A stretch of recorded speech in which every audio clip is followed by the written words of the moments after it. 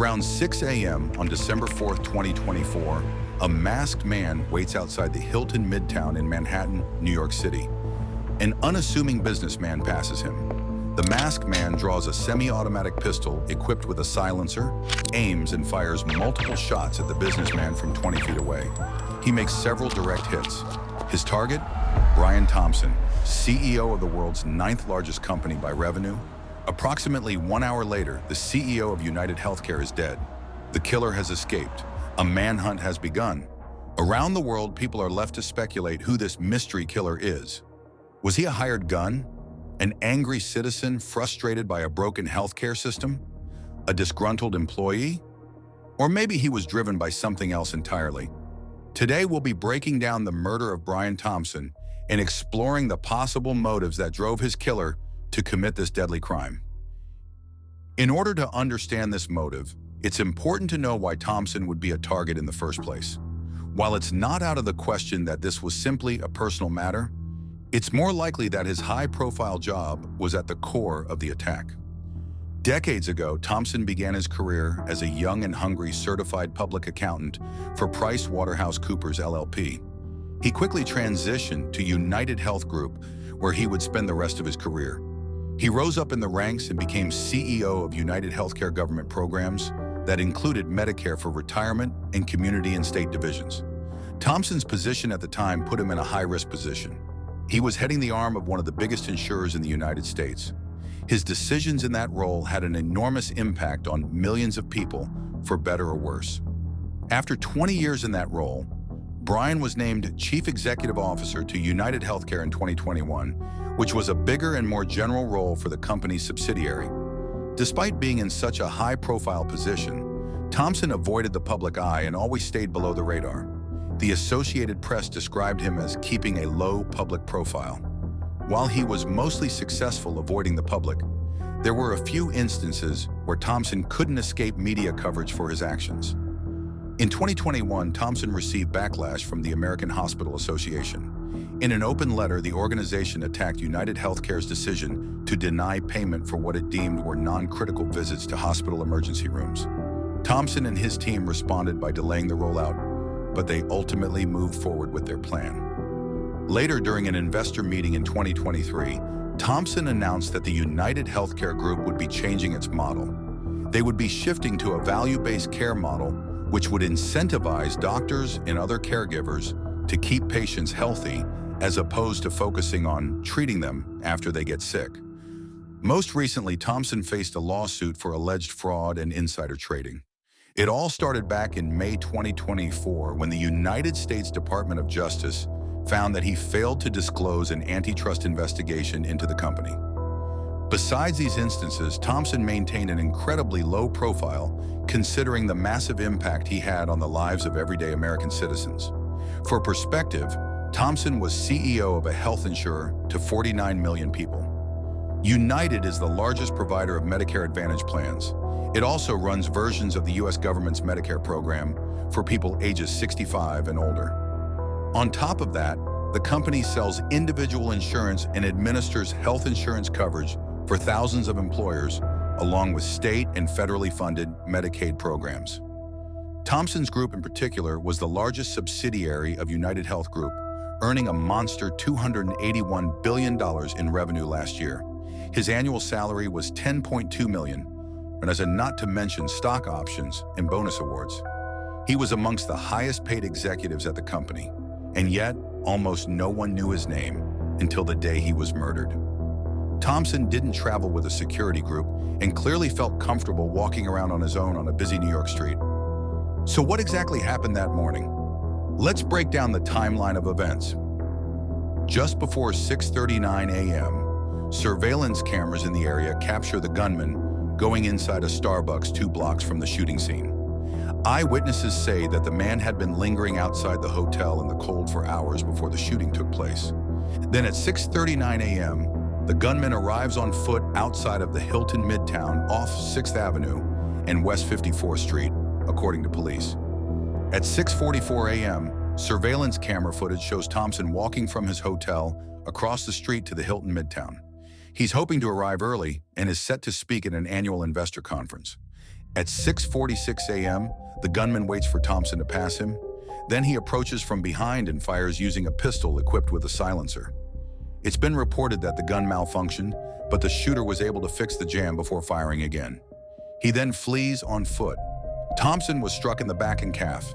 Police recovered 3 live 9mm rounds and 3 9mm shell casings at the scene. The gunman flees down a nearby alley between West 54th and 55th Streets. Investigators later find his cell phone nearby, as well as a water bottle they believe was purchased from Starbucks.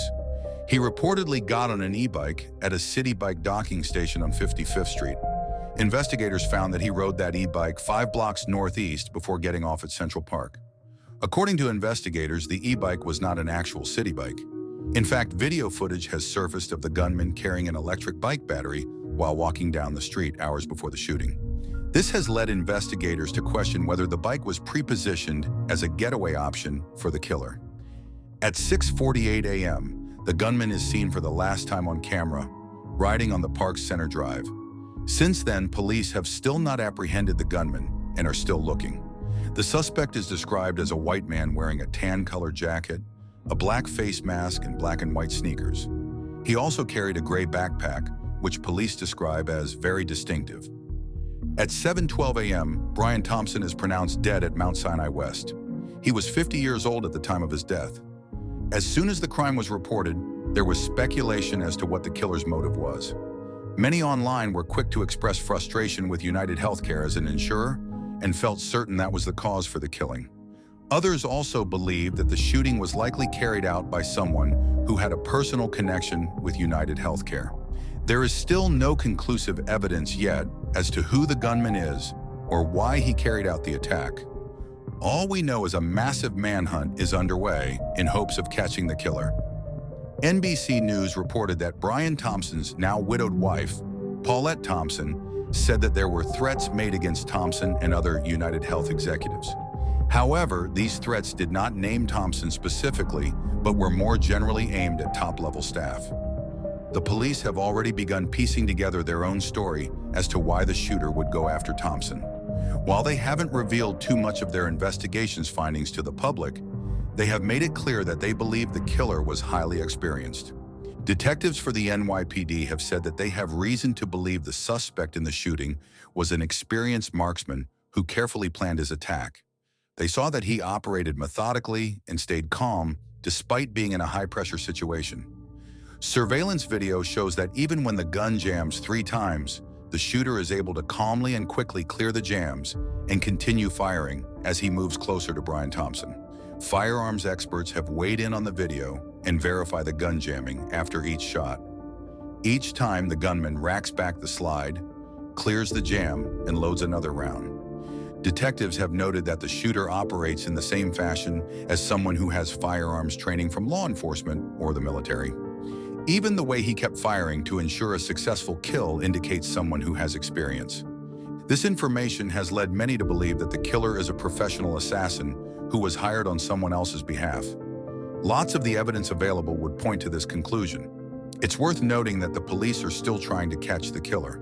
Clearly, the gunman must have some skills to be able to elude police for this long in one of the world's more densely populated cities. A trained assassin would likely have an easier time being able to escape in that kind of difficult scenario. Regardless, another element of the murder to consider was the timing of the attack. The gunman must have had some level of inside knowledge. Usually, a trained assassin will follow a target throughout a typical day to determine their routine.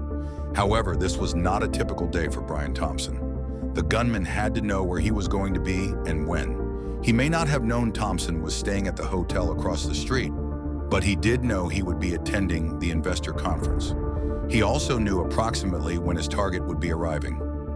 On the other hand, there are theorists who believe that the killer is not a trained professional at all. They have pointed to clues showing sloppy and haphazard work, despite some level of planning on behalf of the killer. For instance, while the gunman wore a medical mask and a hoodie pulled low over his face, he still left his eyes visible to possible facial recognition. A trained professional may have worn sunglasses. Not only that, but some believe that the gun looked homemade, which may have caused the jamming. Others have pointed to the location of the killing as strange. Brian Thompson lived in Minnesota, where United Health is based. It would have likely been easier to find Thompson in an isolated setting in the Midwest, as opposed to the highly populated New York City area. Dennis Kenny, a professor at John Jay College of Criminal Justice with decades of expertise studying professional killers, has also weighed in on the killing. He personally believes that the attack was not by a professional assassin. He was quoted in Slate as saying, "A professional hitman would probably prefer to do something less public with limited exposure. Doing it the middle of Midtown, there's just too many things that can go wrong, so you probably prefer generally not to do it there. However, if it was time sensitive, then that would make a difference. There's a range of hitmen, so it could be somebody that was hired, but it's unlikely." Other lesser theories have pointed to United Healthcare Group's legal troubles in the past year. The investigation by the DOJ has many questioning whether there's a larger story here that may have put a target on Brian Thompson's back. He in particular is reported as having sold lots of stock before news came out of the investigation. With this being the case, Thompson may have been comfortable engaging in illegal activities. He may have been involved in some other criminal activity that led to his untimely demise. On the other hand, Thompson was comfortable traveling without security. He was alone when he was attacked, which was common for him. United does have a security team that supports its executives, but he often didn't feel the need to use them. If he was engaging in some criminal activity, it's likely he would be more suspicious of a possible attack and choose to not travel alone. In the end, many believe the targeted killing was, in some way, a grudge killing due to United Healthcare's practices and Brian Thompson's decisions while leading his arm of the company. Throughout his tenure as CEO, Thompson oversaw scores of claim denials, which may have led to negative health impacts for those seeking financial help from their insurer.